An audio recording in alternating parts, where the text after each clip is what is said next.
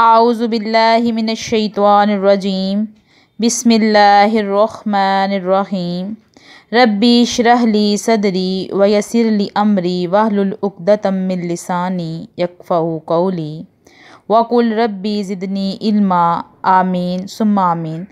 अस्सलामु अलैकुम वरहमतुल्लाहि वबरकातुहू। प्यारे बच्चों, क्या हाल है आप सबका।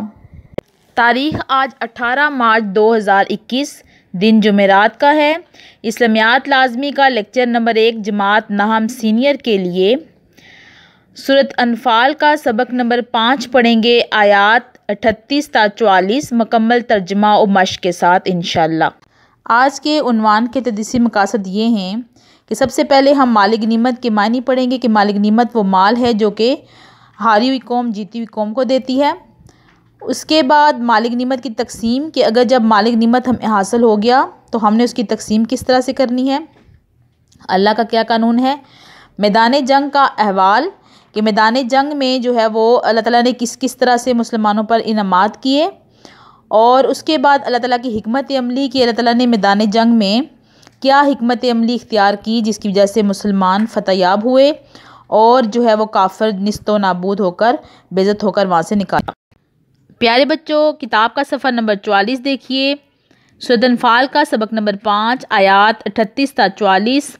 कुल लिल्लज़ीना कफ़रू इन यंतहू यग़फ़िर लहुम मा क़द सलफ़ व इन यऊदू फ़क़द मज़त सुन्नतुल अव्वलीन। अल्लाह ताला अपने नबी पाक सल्लल्लाहु अलैहि वसल्लम से फरमा रहे हैं कि ए अल्लाह के नबी, आप इन काफिरों से फरमा दें कि अगर वो बाज आ जाएं तो जो कुछ हो चुका इन्हें माफ़ कर दिया जाएगा, और अगर ये फिर से वही कुछ करने लगे तो फिर जो पहले लोगों के साथ हो चुका वही बर्ताव इनके साथ किया जाएगा। इनसे इस वक्त तक लड़ते रहो जब फितना बाकी ना रहे और सारे का सारा दीन अल्लाह का हो जाए। सो अगर वो बाज आ जाएं तो जो कुछ ये करते हैं बिलाशुबा अल्लाह इन्हें देख रहा है, और अगर वो रूगर्दानी करें तो फिर आप जान लें कि अल्लाह तुम्हारा कारसाज है और वो खूब कारसाज और क्या खूब मददगार है। वालमू अन्नमा गनिमतुम मिन शैइन फ़इन्ना लिल्लाहि खुमुसहू वलिरसूली।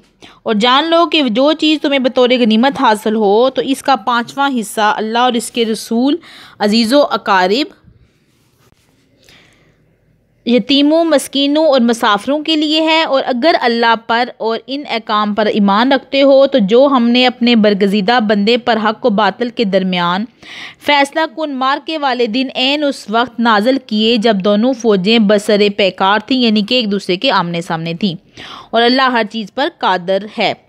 जब तुम वादी के इस तरफ वाले किनारे पर और कुफ़ार दूसरे किनारे पर थे और काफ़िला तुम्हारे नीचे की तरफ था, और अगर तुम इस वक्त लड़ाई का वक्त तय कर लेते तो तुम वक्त मुकर्रर से आगे पीछे हो जाते, लेकिन इसलिए कि जो काम होकर रहने वाला है अल्लाह कर डाले, और इसलिए कि जिसे हलाक होना है वो एक रोशन दलील के साथ हलाक हो जाए, और जिसे ज़िंदा रहना है वो एक रोशन दलील से ज़िंदा है।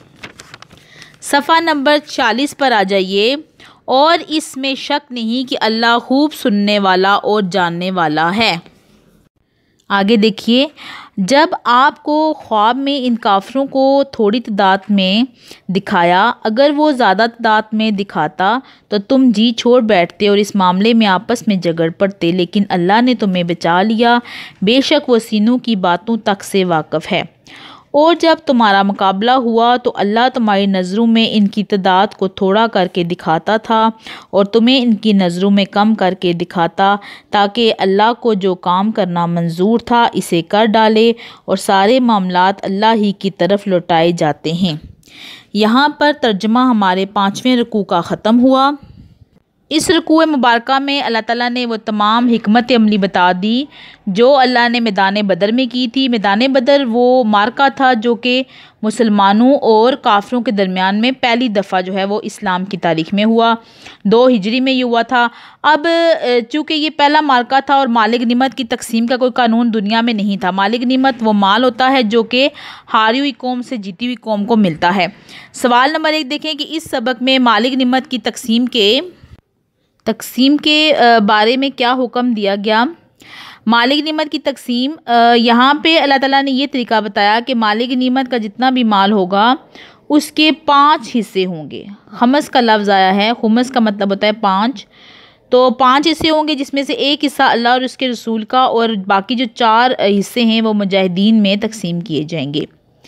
और फिर जो एक हिस्सा था उसमें जो है वो अल्लाह और उसके रसूल और यतीमों गरीबों मस्कीनों का हिस्सा है।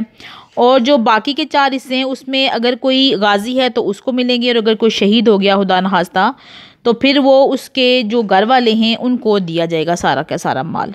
तो यूँ जो है वो मालिक निमत की तकसीम बता दी गई। उसके बाद जंगे जो है वो बदर में कौन कौन से इनामात हुए थे, जो इनामात मैदान बदर में हुए थे उनका ज़िक्र दूसरे सबक में भी आ चुका है और इसमें दोबारा से आया है कि जिसमें दुआ की मकबूलियत, नींद का तारी होना, बारिश का बरसना और साबित कदमी, फरिश्तों का नज़ूल, दुश्मन की आंखों में खाक पड़ना, मालिक निमत का हलाल होना, काफिरों की तादाद कम करके दिखाना, मुसलमानों की तादाद कम करके दिखाना। ये वो इनामात थे जो कि मैदान जंग यानी कि ग़ज़वा बदर के मैदान में मुसलमानों के ऊपर हुए थे। और ये देख लें। इसके बाद सफ़ा नंबर 48 पर इसी मश्क का सवाल नंबर 3 है जिसमें इबारत का मफ़हूम पूछा गया। तो ये भी सवाल पढ़ लिया करें क्योंकि इस तरह के सवाल भी बाज़ दफ़ा पेपर में आ जाते हैं। उसके बाद मारूज़ी सवालात हैं। मालिक निमत की तकसीम के सिलसिले में अल्लाह ताला ने सूरत अनफ़ाल में क्या फ़रमाया, खुमस से क्या मुराद है, यौम फ़ुरक़ान से क्या मुराद है, फ़ितने से क्या मुराद है, सुन्नतुल अव्वलीन से क्या मुराद है, उद्वतुल दुनिया से क्या मुराद है, उद्वतुल कुस्वा से क्या मुराद है। उसके बाद सफ़ा नंबर 49 पर देखें अल्लाह ताला ने नबी करीम को ख्वाब में काफिरों की तादाद कम करके क्यों दिखाई। मैदान जंग में अल्लाह ताला ने दोनों फ़रीक़ों को एक दूसरे की तादाद कम करके क्यों दिखाई। अगर अल्लाह ताला मुसलमानों को कुफ़ार की असल तादाद दिखा देता तो क्या इम्कान था।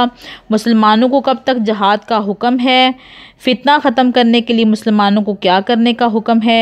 यकूनुद्दीन कुल्लु लिल्लाहि से क्या मुराद है। ये सारे सवाल करने हैं। प्यारे बच्चों, आज के उन्वान के मुताबिक आपके लिए एक सरगर्मी भी मैंने रखी है। जंगे बदर पर आपने मुख्तसर नोट लिखना है, यानी उसकी मालूमात आपने जो है वो इकट्ठी करनी है एक सफ़े पर, और तकरीबन जो है ना ये 10 आपने जो है वो इसके जो है पॉइंट लिखने हैं और इसके बारे में मालूमात लिखनी है। दुआ पढ़ते हैं। सुब्हानकल्लाहुम्मा व बिहम्दिका अशहदु अल्ला इलाहा इल्ला अंता अस्तगफिरुका व अतूबु इलैका। दुआ में हमेशा याद रखा करें और रोज़ का रोज़ काम आप करते जाएंगे ताकि साथ साथ हमारा काम जो है वो मुकम्मल होता जाए। अब मुझे इजाज़त दीजिए। अल्लाह हाफिज़। अल्लाह नेगहबान।